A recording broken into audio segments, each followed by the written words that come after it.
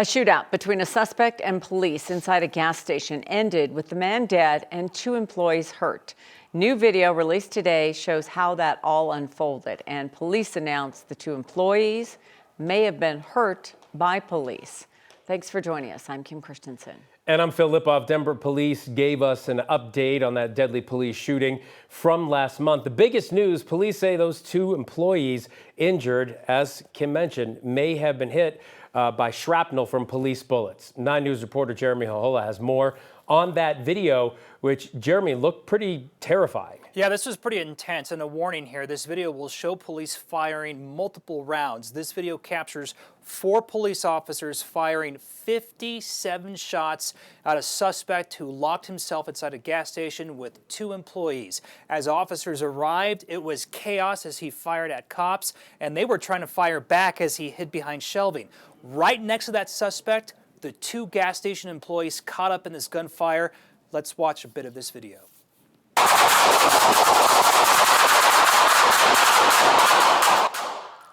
And right behind that shelving there were the 2 employees and the suspect. This body camera footage released today shows the perspective from 4 officers as they responded to a Maverick gas station at South Parker Road in South Peoria on October 27th. Video shows they broke a glass door into the shop and then charged that suspect. Police said the 35-year-old man here, identified as Jose Moore, went into the shop with a gun, ordered the clerks to lock the door and turn off the lights. One of the clerks called 911, and then at some point the suspect took out his wallet, his social security card, and identification, and then laid them on the counter inside the gas station.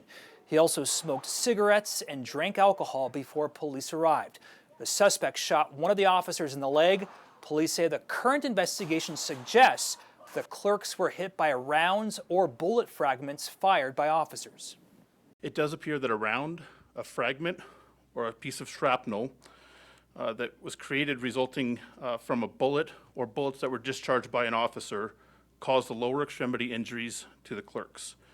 This included a lower leg injury to one clerk and a foot injury to the other. These injuries appear to have been sustained in close proximity in time to when the subject was actively firing at the officers. In the meantime, police said they are still waiting for lab results to confirm those bullet fragments came from officer weapons. In the meantime, the officer and the clerks here who were injured are making a full recovery, but there is still a lot of unknowns about the suspect's mental state at this time. He was just 35 years old. Phil, back to you. That is terrifying video, and obviously, Jeremy, there will be, an investigation into what happened inside that gas station, but, police go in there. They have limited information, and then we see body camera video like that. Yeah, and you could see that the clerks were very obviously distraught and traumatized after all this. Absolutely. Jeremy, thank you for the update. Denver police also providing an update on the police shooting after a party. That was last weekend. The shooting happened in the early morning hours at the intersection of Biscay Court and 51st, north of Green Valley Ranch. DPD says responding officers found several people arguing and heard gunshots. Police say an officer saw someone firing a gun. Investigators say he did not listen to commands to drop the gun and began running towards them.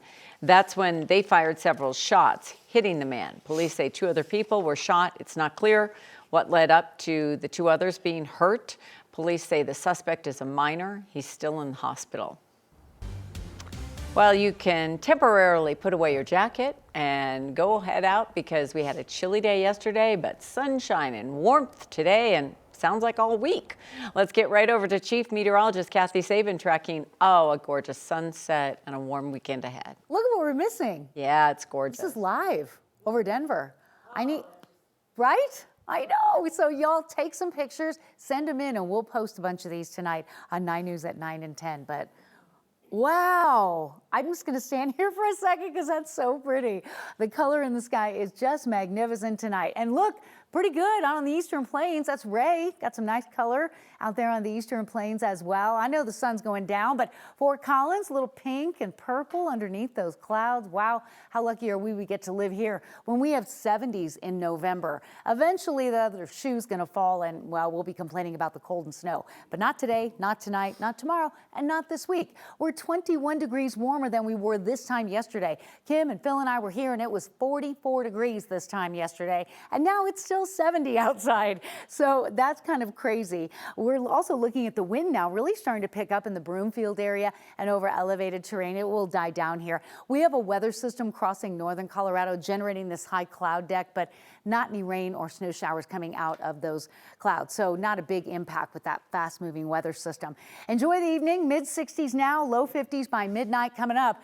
We're going to be talking about record highs, elevated fire danger, and then a weekend storm with mountain snow. And I think a chance for snow in Denver's forecast next week. Details on all of that coming up.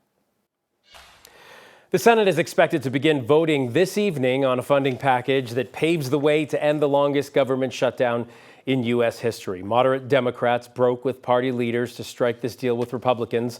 The package includes funding the government through the end of January. It also funds SNAP until next October. What's not included is extending subsidies for the Affordable Care Act, something Democrats were fighting for. They did get a promise to vote on the subsidies by mid-December. If the bill passes the Senate, it goes to the House for a vote. Even with the government shutdown nearing an end, disruptions to air travel are expected to get worse. President Trump pressuring air traffic controllers to return to work and threatening to reduce their pay. He also wants to give a $10,000 bonus to controllers who've stayed on the job. Controllers have been working without pay since the shutdown started. Airlines across the country have already canceled nearly 2,000 flights today to comply with an FAA mandate. The order calls for airlines to cancel flights at 40 of the nation's busiest airports to improve safety, and that includes DIA. Transportation Secretary Sean Duffy says the cuts will remain until safety is improved. Broncos standout and captain Alex Singleton revealing that he was diagnosed with cancer. He says he underwent successful surgery to remove the tumor. Singleton was diagnosed last Monday after an NFL drug test showed he had elevated HCG levels, which is a protein and an indicator. He leads the team and ranks first in the NFL with 89 tackles. He even played in the Broncos' win over the Raiders last Thursday night. We spoke with Dr. Nicholas Kost, Associate Professor of Surgery, Urology at CU Anschutz. He praises Singleton for speaking out about the diagnosis that impacts young men especially. It's very courageous of Alex to bring it up and destigmatize this, because you're dealing with a population of patients, young men who may not be really comfortable with going to physicians or talking to their family or friends about something like this. And so it may go quite a while undiagnosed.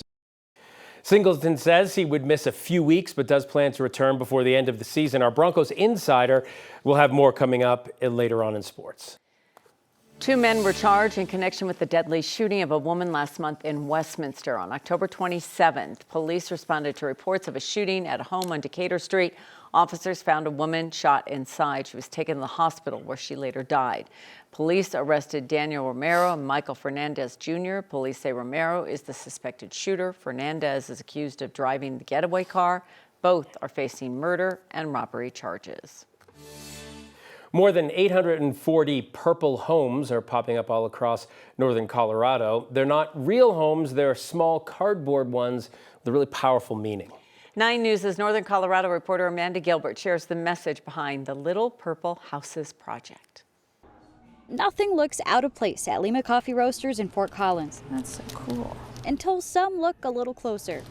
Brian Bowen's helping place these tiny purple homes in public spaces. Each one of these represents somebody who's waiting for a housing resource who hasn't gotten it yet. We're just hiding these in places where people will see them. Each of the 840 plus purple homes represents an adult or child in northern Colorado. Organizers say some might go unnoticed. Crazy because I look at this area and it feels so small, and I mean, for the most part, you don't really see homelessness too, unless you're really, really looking for it. We are failing our homeless neighbors in so many ways. Homeward Alliance Executive Director David Root says there's also 12 hidden white homes. What's more, we've hidden white houses around the community, and those white houses actually represent people who've passed away over the last year.